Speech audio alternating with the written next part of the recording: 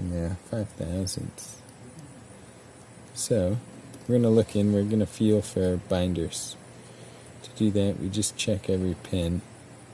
And right away we feel that 3 or 4 is binding. There it was. That was 4, I believe. Now we're going to go in and hit the next one.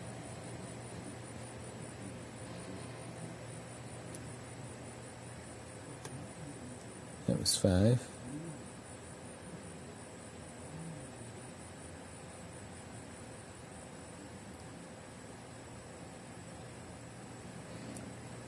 Okay. Now we're going to come back and do it again.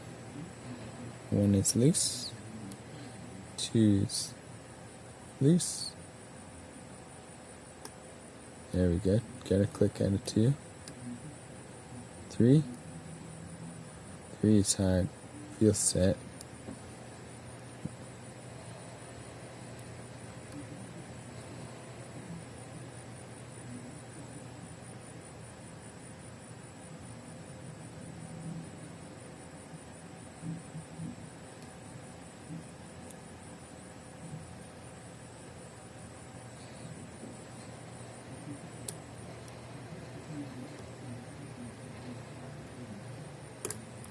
And we're open.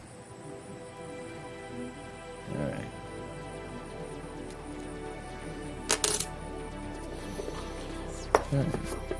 So the binding order is what this taught me. Now the key, we're going to see in a second, is not friendly.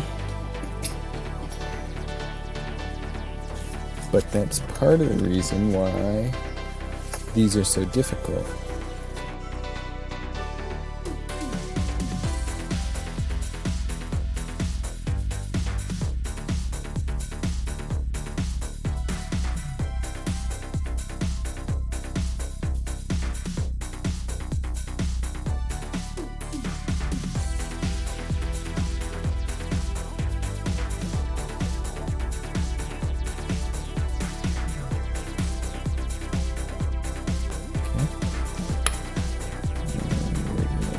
These one at a time. Adjust that lighting. So 1, 2, 3, 4. Oh, that was 5. 4. Let's do your 6. 4. Okay. Nothing too wonky, funky, just tight tolerances. So not a lot of room for error. And the same thing in reverse.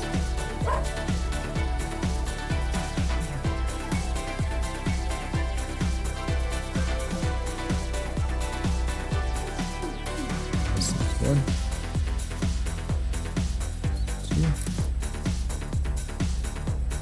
2, 4,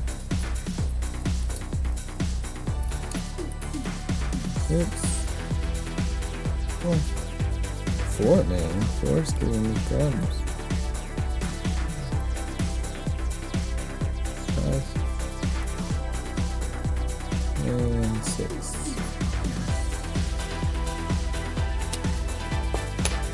So what we should see here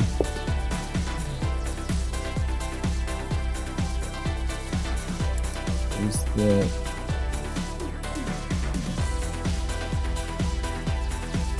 each pin, long or short,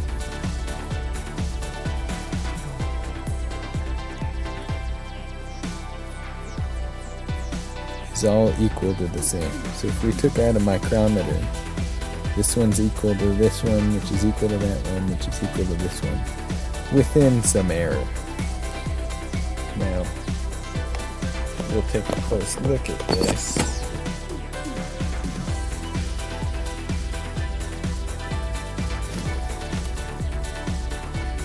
And You can see I've replaced a few pins.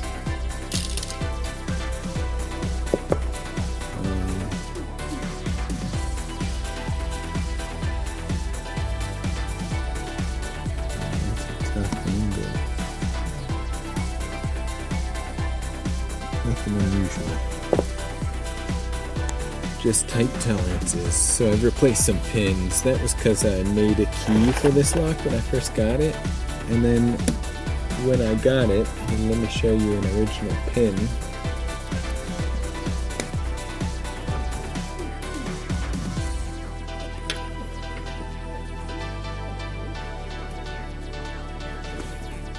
The original pins, see if I can get this correct, were looking mighty unhappy. So I was trying to keep them, and when I saw the tips of them, you can see how worn this is. Now it's this worn because when you look at the key, it's ridiculous. This thing is like a saw blade. So we could cut down a tree. It's the Thomas Jefferson of keys.